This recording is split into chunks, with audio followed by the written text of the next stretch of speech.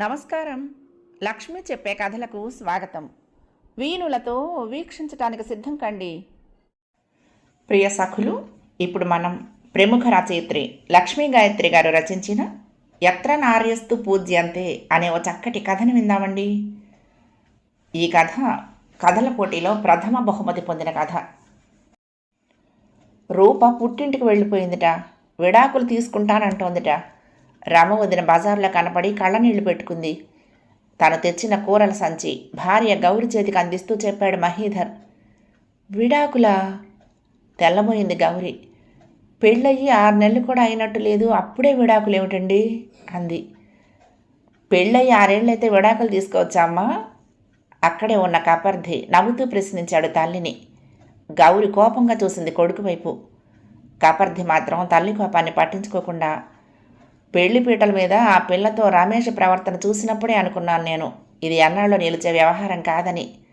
25 ఏళ్ల కిందట ఏ కారణంతో అయితే నువ్వు ఆ ఇంటి నుండి బయటకు వచ్చేసావో, ఇప్పుడు అదే కారణంతో ఆ అమ్మాయి పుట్టింటికి వెళ్ళిపోయి ఉంటుందమ్మా అన్నాడు. గౌరి మాట్లాడకుండా భర్త వైపు చూసింది. మహీధర్ ఒక వేదాంతపు నవ్వు నవ్వి, నీ కొడుకు చెప్తున్నది నిజమే గౌరీ. 25 ఏళ్ల కిందట వేరు కాపురం కోసం నువ్వు పట్టుపట్టినప్పుడు నీ మీద నాకేమైనా కోపం వచ్చుంటే అది కూడా ఈ క్షణంలో పోయింది. నిజంగా నిన్ను చేసుకున్నందుకు నేను చాలా అదృష్టవంతుణ్ణి అన్నాడు. అదృష్టం మీది కాదు, నాది. ఒకప్పుడు నేను మీకు చెప్పిన మాటల్ని ఇంచుమించు ప్రతి ఆడది తన భర్తకు చెబుతుంది. కానీ భార్య మాటకు విలువిచ్చి పాటించే మగవాళ్ళు మన సమాజంలో చాలా తక్కువ. ఆ తక్కువ శాతంలో మీరొకరు. మీ సహకారం లేకపోతే ఏమయ్యేది? మనస్ఫూర్తిగా అంది గౌరి. ఏముంది, నువ్వు కూడా రూపలాగే అమ్మమ్మ వాళ్ళ ఇంటికి వెళ్ళిపోయి ఉండేదానివి తేలిగ్గా అన్నాడు కపర్ధి. గౌరి సాలోచనగా కొడుకు వైపు చూస్తూ, లేదు నాన్న, మా తరం వాళ్ళకి అంత తెగింపు లేదు. ఎన్ని బాధలైనా పడుతూ అత్తవారింట్లోనే ఉండేవాళ్ళం. ఒక రకంగా చెప్పాలంటే పరిస్థితులను చక్కదిద్దుకోలేని మా నిస్సహాయత వల్లనే పిల్లల పెంపకాలు సరిగ్గా జరగలేదనిపిస్తుంది నాకు. రామక్క కూడా నాలాగే ఆలోచించేది. మీ నాన్న సహకారం ఉండటం వలన నేను అడుగు ముందుకు వేసి నిన్ను, నా కాపురాన్ని చక్కదిద్దుకోగలిగాను. పెదనాన్నగారి మూర్ఖత్వం వలన పెద్దమ్మ ఆ ఊబిలోనే మరింతగా కూరుకుపోయింది అంది. ఎవరూ మాట్లాడలేదు. ముగ్గురి ఆలోచనలు దాదాపు 30 ఏళ్ల వెనక్కి వెళ్ళాయి. రామచంద్ర మాస్టర్ అమ్మాయి గౌరిని పెళ్లి చేసుకుందాం అనుకుంటున్నాను కాస్త భయపడుతూనే చెప్పాడు మహీధర్. గౌరా? ఆ పిల్ల రామచంద్రన్ తమ్ముడు కూతురు కాదు అన్నాడు తండ్రి. అవును నాన్న, తల్లి తండ్రి చచ్చిపోతే రామచంద్ర మాస్టారే తన కూతుళ్ళతో పాటు పెంచారు. మా అమ్మాయే అని చెప్తారు ఎవరికైనా అన్నాడు. ఆయన గారు ఎలా చెప్తే ఏం కానీ పిల్ల పేరున ఎర్ర యాగాని లేదు. రామచంద్రం తన కూతుళ్ళకే కట్నం ఇవ్వలేక నానా పాటలు పడ్డాడు, ఇక ఈ పిల్లకేం పెడతాడు అన్నాడు ఆయన. తెగించేశాడు మహీధర్. ఏమీ ఇవ్వరు, సారె సామాన్లు కూడా ఏమీ రావు. గుళ్ళో కూర్చోబెట్టి పెళ్లి చేసి పంపిస్తారంతే. అంత దిక్కులేని పెళ్లి చేసుకోవటానికి నీకేం కర్మరా? అప్పుడే అక్కడికి వచ్చిన రెండో అన్న శ్రీధర్ అన్నాడు. బాగా చెప్పావు. వీడి నోట్లో 4 ఇంత గడ్డి పెట్టండ్రా, అప్పుడు కానీ ఆ బుర్రకు పట్టిన తుప్పు వదలదు ఈసటింపుగా అంది తల్లి మాణిక్యాంబ. మహీధర్కు నోరు విప్పే అవకాశం కూడా ఇవ్వకుండా తండ్రి, 2 అన్నలు, పెద్ద వదిన, తల్లి అందరూ తలో వాగ్బాణము వేసేశారు. మహీధర్ నోరెత్తలేదు. లొంగి వచ్చాడు అనుకున్నారు అందరూ. 3వ నాడు పసుపు బట్టలతో గౌరి చేయి పట్టుకుని గుమ్మంలో నిలబడేసరికి ఎవ్వరికీ ముందు నోట మాట రాలేదు. నా గుమ్మం తొక్కటానికి వీల్లేదంటూ పెడబొబ్బలు పెట్టబోయింది మాణిక్యాంబ. తల్లి సంగతి బాగా తెలిసిన శ్రీధర్ ఆమెను గబగబా లోపలికి లాక్కెళ్ళాడు. అమ్మా, మా ఇద్దరి జీతాల కంటే మహీ జీతమే ఎక్కువ. ఇంటికి వాడే ఎక్కువ ఇస్తున్నాడు. ఆ పిల్ల కూడా ఉద్యోగం చేస్తోంది. దాని దగ్గర నుంచి కూడా ఎంతో కొంత లాగొచ్చు. ఇప్పుడు వాళ్ళిద్దరిని గెంటేశావంటే నీకు అటు డబ్బు నష్టం, ఇటు చెడ్డ పేరు. రానిచ్చావంటే డబ్బుకు డబ్బు, పని చేయటానికి మరొక ఆడది, ఆలోచించుకో అన్నాడు. మాణిక్యాంబ గదిలో నుంచి బయటికి రాలేదు. మొగుడు ఆజ్ఞాపించిన మీదట శ్రీధర్ భార్య రామ నూతన దంపతులిద్దరికీ హారతిచ్చి స్వాగతం పలికింది. నీకు ముందే చెప్పానుగా గౌరీ, ఒక్క నేను తప్ప మిగతా వాళ్ళందరూ నీ దారిలో ముళ్ళే పరుస్తారని. నువ్వు గాయపడకుండా సాధ్యమైనంతగా చూసుకుంటాను, కానీ నిన్ను నువ్వు కూడా రక్షించుకుంటూ ఉండాల్సిందే అన్నాడు తొలి రాత్రి భార్యను ప్రేమగా దగ్గరకు తీసుకుంటూ మహీధర్.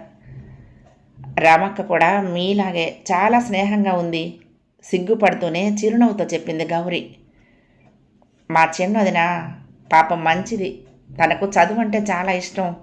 పుట్టింటి వాళ్ళు ఆడదానికి చదువు ఎందుకని ఇంటర్తో ఆపేశారట. ప్రైవేటుగా బీకాం చదువుకుంటానని, ఉద్యోగం చేస్తానని పెళ్ళైన ఈ 5 ఏళ్లలో కనీసం 100 సార్లు ప్రాధాయపడి ఉంటుంది. చిన్నన్నయ్య మా అమ్మకు నమ్మిన బంటు. ఇద్దరూ వదిన్ని కనీసం పేపర్ కూడా చదవనివ్వరు. అప్పుడే ఏవో పనులు చెప్పి లేవగొడతారు అన్నాడు. మర్నాడు ఉదయాన్నే లేచి గది బయటకొచ్చిన గౌరి వీధి వాకిట్లో నిలబడి పేపర్ చూస్తున్న రమను చూసి చిరునవ్వు నవ్వింది. కొత్త పెళ్లి కూతురివి, అప్పుడే లేచేశావా? కాఫీ కలుపుతానుండు. చేతిలో పేపర్ భద్రంగా మడిచి టేబుల్ మీద పెట్టేస్తూ అంది రమ. కాఫీ నేను కలుపుతానులే అక్క, నువ్వు పేపర్ చదువు స్నేహపూర్వకంగా అంది గౌరి. రమ నవ్వింది. ఇంకా నయం గౌరీ, అత్తగారు ఇంకా లేవలేదు కాబట్టి కాస్త హెడ్లైన్స్ చూశాను అంతే. మొహం కడుక్కునిరా, కాఫీ ఇస్తాను అంటూ వంటింట్లోకి వెళ్ళిపోయింది. ఆ తర్వాత అత్తవారింట్లో చాలా పరీక్షలే ఎదుర్కొంది గౌరి. మొదటి పరీక్ష డబ్బు దగ్గర ఎదురైంది. ఏమిటి, సంసారానికి 5,000 ముష్టి వేస్తున్నావా? అసలు ఎంతమ్మాయి నీ జీతం? తొలిసారి కోడలు 5,000 తెచ్చి తనకివ్వగానే కోపంగా అడిగింది మాణిక్యాంబ. నా జీతం 30,000 అత్తయ్య. 10,000 నెల నెల మా పెదనాన్నకిస్తాను. తను నా కోసం కొన్ని అప్పులు చేశాడు. అవన్నీ తీర్చడం నా ధర్మం. మరొక 10,000 మా భవిష్యత్తు కోసం సేవ్ చేస్తాను. 5,000 మా ఖర్చులకి, మిగతా 5,000 మీకు ఇస్తున్నాను అత్తయ్య నెమ్మదిగానే చెప్పింది గౌరి. నీకు ముప్పొద్దులా తిండి మేము పెడుతున్నాము, మీ పెదనాన్న కాదు. పెళ్ళయ్యాక కూడా ఆయన గారికి ఏమీ దోచిపట్టక్కర్లేదు, కానీ మరొక 10,000 పట్రా అంది మాణిక్యాంబ. మహి మీకిచ్చే డబ్బు మరొక 5,000 పెంచానని చెప్పాడు. నన్ను 5,000 ఇమ్మన్నాడు. నేను అదనంగా వచ్చినందుకు ఇద్దరం కలిసి మొత్తం 10,000 ఎక్కువ ఇస్తున్నాము. తన మాటల్లో ఎక్కడా కాఠిన్యం లేకుండా జాగ్రత్త పడుతూ సాధ్యమైనంత మృదువుగా అంది గౌరి. అయినా సరే గౌరి మాటలు వింటూనే భద్రకాళి అయిపోయింది మాణిక్యాంబ. ఆ ఆడంగి వెధం వల్లే కొంప ఇలా తగలడింది. 3 లక్షల కట్నం, 25,000 అత్తగారి లాంఛనమిచ్చి పిల్లనిస్తామని వచ్చారు. ఆ బొందరష్టపు ముండా కొడుకు నిన్ను తగులుకోబట్టి మా బతుకులు ఇట్లా అగోరిచ్చాయి. అత్తగారి వాగ్ధాటికి ఆ నడివయసు ఆడదాని నోటి నుంచి వస్తున్న మాటలకు బెత్తరపోయి గదిలోకి పారిపోయింది గౌరి. ఆ తర్వాత హోరాహోరీ యుద్ధం జరిగింది.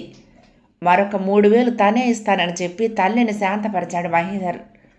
అయినప్పటికీ పూర్తిగా శాంతించలేదు మాణిక్యాంబ. గౌరి పట్ల తనకు గల అయిష్టతను బాహాటంగానే ప్రదర్శించేది.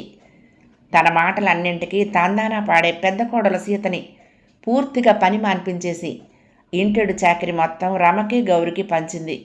రెండోసారి గర్భవతి అయి రమ, తొలిచూలు గర్భిణిగా ఉంటూ గౌరి పల్లెత్తు మాట మాట్లాడకుండా చాకిరి చేశారు. 7వ నెల వచ్చాక రమ పుట్టింటికి వెళ్ళిపోయింది. గౌరిని పుట్టింటికి కూడా పంపలేదు మాణిక్యాంబ. అమ్మ అబ్బాయి ఎవ్వరూ లేని కొంప, పుట్టిల్లేమిటి? మనవడికి బంగారం పెడతారా? మాకందరికి పట్టు చీరలు పెట్టి బాలసార చేస్తారా? ఎక్కడికి వెళ్ళక్కర్లేదు, ఇక్కడ తగలడవను అంది. కన్నీళ్లు దిగమింగుతూ పురిటి నొప్పులు వచ్చే క్షణం దాకా చాకరీ చేసింది గౌరి. మళ్ళీ 21వ రోజు నుంచి కూడా పనిలోకి దిగింది. తన బిడ్డతో పాటు గౌరి కొడుకుని కూడా రమ చూసుకుంటూ ఉండబట్టి ఉద్యోగం మానేసే పరిస్థితి మాత్రం రాలేదు. అలా 2 ఏళ్లు గడిచాయి. గౌరి కొడుకు కపర్దికి బాగా మాటలు వచ్చేశాయి. ఒకరోజు ఆఫీసు నుండి చాలా ఆలస్యంగా వచ్చింది గౌరి. గుమ్మంలోనే ఆడుకుంటున్న కాపార్దే తల్లిని చూసి పరిగెత్తుకుంటూ దగ్గరికి వచ్చి, లంబడి ముండా లేటుగా వస్తున్నావే అన్నాడు.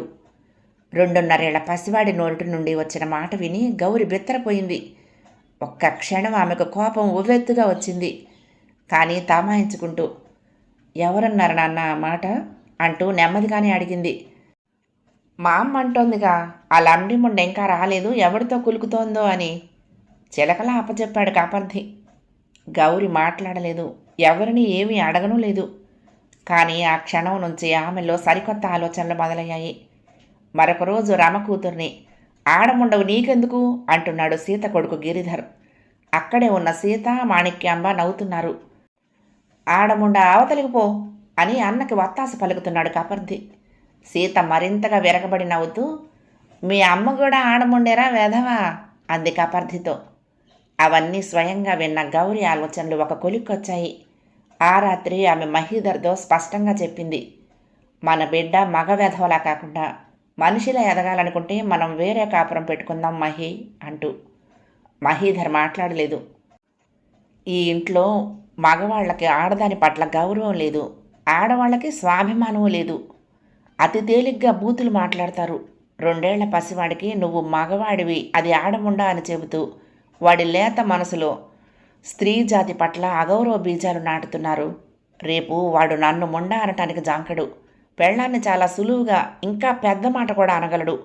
ఇలా మాట్లాడుతున్నందుకు నన్ను క్షమించు మహి. ఇలాంటి విద్యా సంస్కారహీనులైన ఆడవాళ్ళ వల్లే మన సమాజంలో మగవాడు దుర్మార్గుడవుతున్నాడు.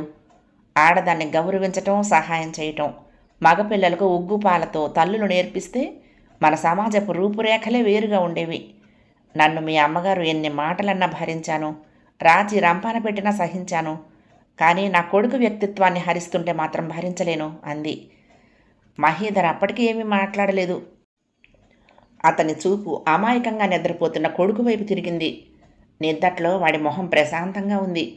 మహీధర్కి ఒక్క క్షణం ఆస్కార్ వైల్డ్ రాసిన డోరియన్ గ్రే గుర్తుకొచ్చింది. నిష్కల్మషంగా ఉన్నప్పుడు ఎంతో అందంగా కనపడి కల్మషపూరితుడైన వెంటనే అనాకారిగా కనిపించిన డోరియన్ గ్రే. రేపొద్దున తల్లిని పెళ్ళాన్ని అగౌరవంగా చూసే కపర్ది కూడా డోరియన్ గ్రే లాగే వికృతంగా కనిపిస్తాడు కాబోలు. ఎవ్వరికీ కనిపించని వికృతి. ఆ తర్వాత ఇంట్లో చాలా పెద్ద ఎత్తునే గొడవైంది. అందరూ కలిసి మహీధర్ని దుమ్మెత్తిపోశారు.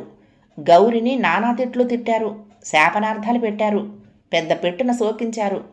ఎవరు ఎన్ని చేసినా గౌరి, మహీధర్ పట్టించుకోలేదు. కేవలం తమ బట్టలు మాత్రం తీసుకుని ఆ ఇంట్లో నుంచి బయటకు వచ్చేశారు. తాము అద్దెకు తీసుకున్న చిన్న ఇంట్లోకి పొందిగ్గా కొద్దిపాటి సామాను మాత్రం కొంది గౌరి. అన్నిటికంటే ముందు కొన్ని దేవతామూర్తుల ఫోటోలు కొంది. వాటిని వంటగదిలో ఒక మూల చిన్న బల్ల వేసి చక్కగా అమర్చింది. కపర్దికి తలారా స్నానం చేయించి ఆ బల్ల ముందు కూర్చోబెట్టింది. ఫోటోలకు పువ్వులు పెట్టి కపర్ది చేత దీపం వెలిగింపించింది.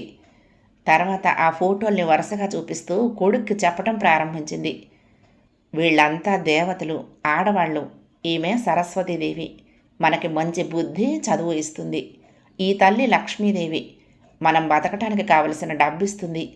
ఈ దేవత పార్వతీదేవి, ఈవిడనే అన్నపూర్ణ అని కూడా అంటారు. మనం తినే అన్నం అన్నపూర్ణమ్మ భిక్షే. నీకు కనిపించే ప్రతి స్త్రీలోనూ ఈ దేవతలు ముగ్గురు ఉంటారు. అందుకే ఆడవాళ్ళను గౌరవించాలి, ముండా రండా అనకూడదు. ఎత్ర నార్యస్తు పూజ్యంతే రమంతే తత్ర దేవతాః, ఎత్రైతాస్తు న పూజ్యంతే సర్వస్తత్ర ఫలాః క్రియాః. అంటే ఆడవాళ్లను ఎక్కడైతే గౌరవంగా చూస్తారో అక్కడ దేవతలు ఆనందంగా ఉంటారు, అన్నీ మంచి ఫలితాలను ఇస్తారు. ఎక్కడ ఆడవాళ్లను ఆదరించరో అక్కడ ఏ పనికి సత్ఫలితాలు రావు అని అర్థం. అంచేత ఆడవాళ్లను గౌరవించటం, ఆదరించటం, సహాయం చేయటం నేర్చుకో చెప్పింది. తల్లి చేసే హితబోధలు వింటూ తల్లికి సాయం చేస్తూ పెరిగి పెద్దవాడయ్యాడు కపర్ది. అదే వాతావరణంలో పెరిగి పెద్దవాడైన రమ కొడుకు రమేష్కు ఇప్పుడు పెద్ద దెబ్బే తగిలింది. వాడు ఇష్టపడి చేసుకున్న పిల్ల రూప ఆ ఇంటి వాతావరణాన్ని, మొగుడి ప్రవర్తనని భరించలేక పుట్టింటికి వెళ్ళిపోయింది. మర్నాడు సాయంత్రమే బయలుదేరి గౌరి అత్తవారింటికి వెళ్ళింది. గుమ్మంలోనే ఆమెకు మాణిక్యాంబ ఎదురైంది. 70 ఏళ్లు దాటినా కించిత్తు కూడా మారని అత్తగారిని చూస్తూ ఉంటే గౌరికి భజగోవిందం మూఢమతే అన్న శంకరాచార్యుల వారు గుర్తొస్తూ ఉంటారు. ప్రాపంచిక విషయాలన్నీ వదిలేసి కృష్ణ రామ అనుకోవలసిన వయసులో ఆమె పుట్టింటికి వెళ్ళిపోయిన మనవడి పెళ్ళాన్ని నానా దుర్భాషలు ఆడుతోందని తెలుసుకున్న గౌరికి అత్తగారి మీద జాలేసింది. గౌరిని చూస్తూనే మొహం ముటముటలాడించింది మాణిక్యాంబ. తనను కాదని వేరు కాపురం పెట్టుకున్న ఈ కోడలంటే ఆవిడకు ఈనాటికి విపరీతమైన కోపం. ఏమమ్మా, గాలి ఇటు మళ్ళిందేమిటి వాళ్ళ? నిక్షేపం లాంటి పిల్లకు శుద్ధులు నేర్పి పుట్టింటికి తగలేసావు, చాలదు అంది మొహం అసహ్యంగా పెట్టి. గౌరి మాట్లాడలేదు.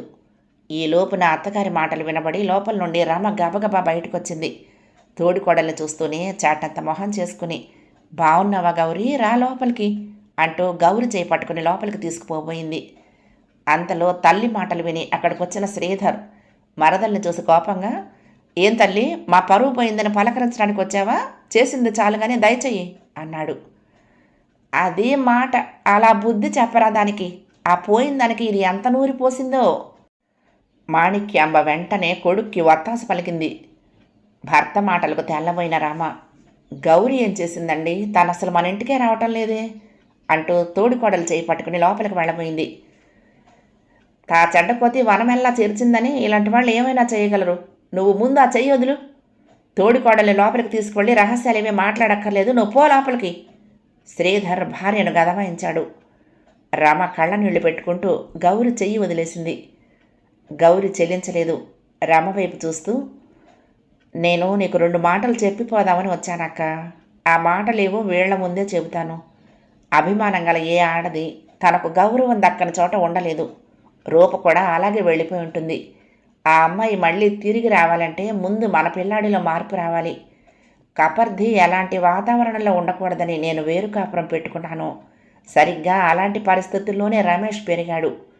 అనుక్షణం ఆడదాన్ని చులకనగా చూసే మనుషుల మధ్య బతికిన మగవాడికి సహజంగానే ఆడపిల్ల పట్ల గౌరవం కానీ మర్యాద కానీ ఉండవు. నువ్వు ఎలా పడి ఉంటున్నావో తన పెళ్ళాం కూడా అలాగే పడి ఉండాలనుకుంటాడు. బయట వాళ్ళెవ్వరూ వాడిలో మార్పు తీసుకురాలేరు.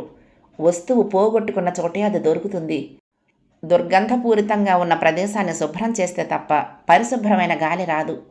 రమేష్ మారాలంటే ముందు ఈ ఇల్లు మనుషులు మారాలి. నువ్వు ఇలా పడి ఉంటున్నంతకాలము ఎవరిలోనూ మార్పు రాదక్క. నువ్వుగా బతుకుతూ నీ కోడలికి వత్తాసుగా ఉంటే అసాధ్యాలు సాధ్యమవుతాయి. వెళ్ళొస్తాను అంటూ వెనుతిరిగింది. అప్పటిదాకా నోరు తెరవటానికి కూడా భయపడినట్లు మౌనం వహించిన శ్రీధర్, హితబోధలు చాలుగానే మరొకసారి వచ్చి ఇలా నీతులు బోధించాలని చూస్తే మాత్రం మర్యాద దక్కదు, జాగ్రత్త అన్నాడు. గౌరి మాట్లాడలేదు. రామ వైపు ఓసారి చూసి వీధి గుమ్మం వైపు నడిచింది. గౌరి వీధి గుమ్మం దాటబోతూ ఉండగా వెనక నుంచి, గౌరీ ఆగు అంటూ రమ మాట వినిపించింది. గౌరి ఆగి తిరిగి చూసేంతలో పరుగులాంటి నడకతో తోడుకోడల్ని సమీపించిన రమ ఆమె చెయ్యి గట్టిగా పట్టుకుంది. గౌరీ, నువ్వు చెప్పింది నాకు బాగా అర్థమైంది. ఆ మార్పేదో ఈ క్షణమే నీ సమక్షంలోనే ప్రారంభం కాని, రా లోపలికి, ఇద్దరం కబుర్లు చెప్పుకుంటూ కాఫీ తాగుదాం అంది. తోడికోడలి మాటలకు గౌరి మొహం ఆశ్చర్యానందాలతో ప్రఫుల్లమైంది. ఈ లోపున శ్రీధర్ రెట్టించిన కోపంతో రమ దగ్గరగా వచ్చి విసురుగా ఆమె జబ్బ పట్టుకుంటూ, నువ్వు మర్యాదగా లోపలికి పోతావా, 4 తగలనివ్వమంటావా అన్నాడు. ఈసారి భర్త మాటలకి కోపానికి రమ కించిత్ కూడా బెదరలేదు. మీ అబ్బాయి కూడా ఆ పిల్లతో ఇలాగే అని ఉంటాడు. 4 తగలనివ్వటం పెద్ద పనేమీ కాదు. మంచి మర్యాద వదిలేస్తే అదిగో ఆ మూలనున్న చీపురు తీసుకుని నేను కూడా 4 తగలనివ్వగలను.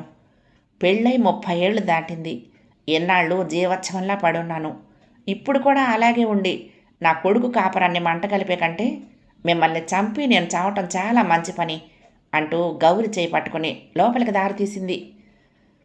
తను కాస్త గట్టిగా కళ్ళెర్ర చేసి చూస్తే చాలు ఎక్కడిదక్కడ ఆగిపోయే భార్యలో అంత పెద్ద మార్పు చూసి స్తంభించిపోయాడు శ్రీధర్. మరొక పక్క మాణిక్యాంబ, ఓరి దేవుడో, ఇది మా ఇల్లంతా నాశనం చేయటానికి వచ్చిందిరా నాయనో అంటూ శోకాలు ప్రారంభించింది. మొదటికే మతిపోయి ఉన్న శ్రీధర్ చీరాగ్గా తల్లి వైపు చూస్తూ, ఆపమ్మా నీ ఏడుపులు అని విసుక్కుంటూ లోపలికి వెళ్ళిపోయాడు. తోడికోడలిచ్చిన కాఫీ తాగి కాసేపు కూర్చుని మంచి చెడ్డ మాట్లాడుకున్న తర్వాత ఇక వెళ్ళొస్తానంటూ లేచింది గౌరి. సరిగ్గా అప్పుడే ఇంట్లో కాలు పెట్టాడు రమేష్. గౌరిని తమ ఇంట్లో చూసి ఆశ్చర్యపోతూనే మర్యాదగా పలకరించాడు. రూపనెప్పుడు తీసుకొస్తావు రమేష్? చిరునవ్వుతో ప్రశ్నించింది గౌరి. రమేష్ తల వంచుకున్నాడు. నన్ను వెక్కిరిస్తున్నావా పిన్ని? ఇన్నాళ్ళు నేను ఎంత మూర్ఖత్వంలో బతికానో రూప వెళ్ళిపోయిన క్షణంలోనే అర్థమైంది. అప్పటి నుంచి పాఠాలు నేర్చుకుంటున్నాను. తమ్ముడైనా కపర్దే నాకు గురువయ్యాడు. వాడు అలా ఉన్నాడంటే అదంతా నీ గొప్పే. నువ్వు గొప్పదానివి పిన్ని అన్నాడు. మీ అమ్మ నాకంటే గొప్పది రమేష్. ఏళ్ల తరబడి పేరుకున్న కల్మషాన్ని ఒక్క క్షణంలో కడిగేసింది. ఇందాక కోడలతో కూడా మాట్లాడింది. వచ్చే వారం నేను రమక్క కలిసి వెళ్తున్నాం మా కోడల్ని తీసుకురావటానికి అంది గౌరి. ఆ మాట వినగానే రమేష్ మొహం వికసించింది. లోపల నుంచి ఆ మాటలు విన్న శ్రీధర్ మొహం కూడా విప్పారింది. అతను మనసులోనే అనుకున్నాడు ఆ క్షణంలో, ఆడవాళ్ళను గౌరవించకపోతే రోజులు కావంతే అని. కథ సమాప్తం. ప్రియ సఖులు, ఈ కథ మీకు నచ్చితే తప్పకుండా లైక్ చేయండి, షేర్ చేయండి, కామెంట్ చేయండి, సబ్స్క్రైబ్ చేసుకుని నన్ను ఎంకరేజ్ చేయండి. ఉంటానండి. ప్రేమతో లక్ష్మి, కృష్ణాతీరం, దుర్గమ్మ సన్నిధానం. నమస్తే.